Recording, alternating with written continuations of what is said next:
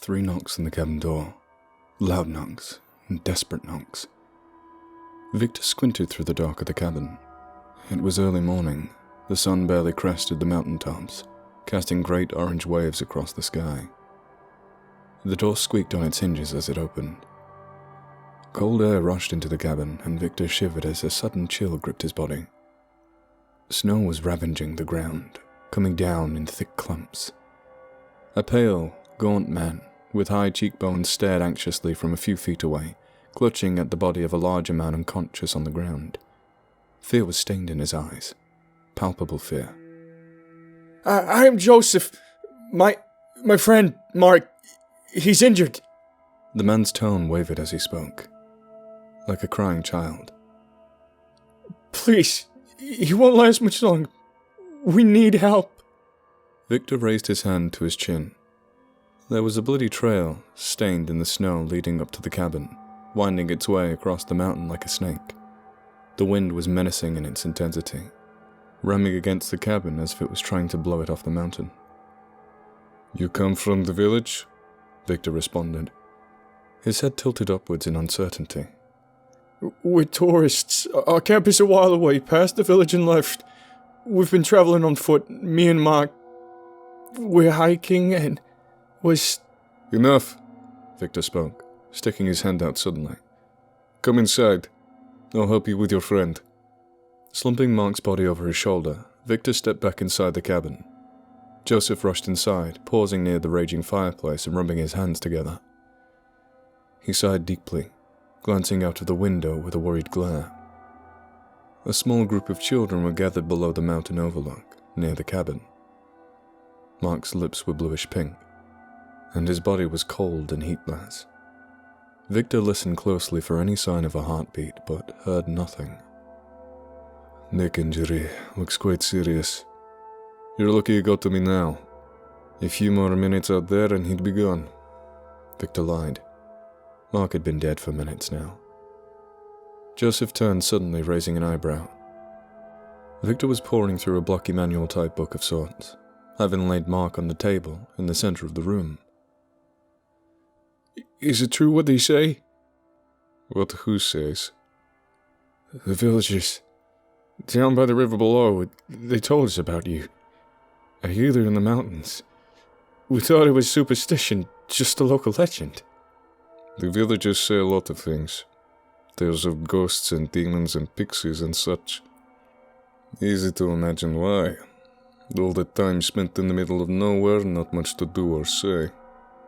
No wonder there's so many stories." They say you're a trickster, you know? A con man. They said you couldn't be trusted. Joseph spoke. "A bunch of ungrateful bastards is what they are. Always wandering about, getting injured, dragging themselves into the cabin, pathetic little tears in their eyes. Then walking out again without a word of thanks. If I refuse to help them, they threaten me with violence. They aren't too agreeable with tourists either, as I'm sure you've experienced." That's how Mark was injured. They turned on us. Acted friendly at first, then ambushed us as we were leaving and robbed us. One of the littler shits wedged a pickaxe in Mark's neck. Figures. A fist-sized rock smashed through the window, scattering glass on the cabin floor. Joseph jumped out of the way whilst Victor scowled and rushed to the new opening. Quiet cheers echoed upward across the overlook. A small group of village children were jumping with joy from down below, pebbles clutched in their hands, parents cheering them on. "You couldn't have picked the worst place to be touring, my friend. These villagers are a blight on the land, like little rats they are. For all of the years I've spent here, I've never seen a more pitiful bunch of ingrates all across the continent. They take, and they never give back. Pure scum." Joseph leaned against the cabin wall tentatively, unsure of how to act. So, is it true or not? Can you really heal people like they say? Victor set down the manual on a large bookshelf, cracking a sly grin. There was a sudden flash of light as he began chanting some strange dialect that Joseph could not understand. The words echoed through the room as if it were a cave. What? A final flash shot across the walls, and Joseph's eyes clamped shut. When he opened them again, he was stood outside the cabin, Mark and Victor by his side. "You're welcome," Victor spoke as small wisps of snowfall landed on his face. "Mark is going to be fine. He's just a little dazed now. Side effect from the process. Give it a few minutes and he'll be perfectly fine." Mark mumbled quietly in confusion, blinking and scratching at his head. "Thank you so much," spoke Joseph.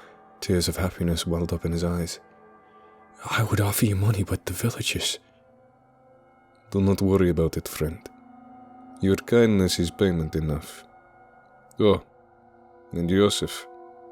Victor leaned in close, his voice lowering to a whisper. "Your friend was dead. Try to take better care next time." My God, I had no idea. At least it's all sorted now, I suppose, Joseph replied, shaken at Victor's words. "But if I can just ask you one favor." "And what would that be?" "Don't let the villagers get away with what they did.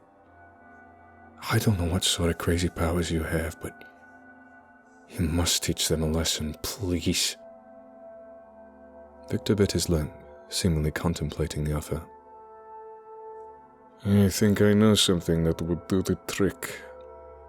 Joseph nodded, and with a hopeful smile, the pair set off down the snow-cast mountain.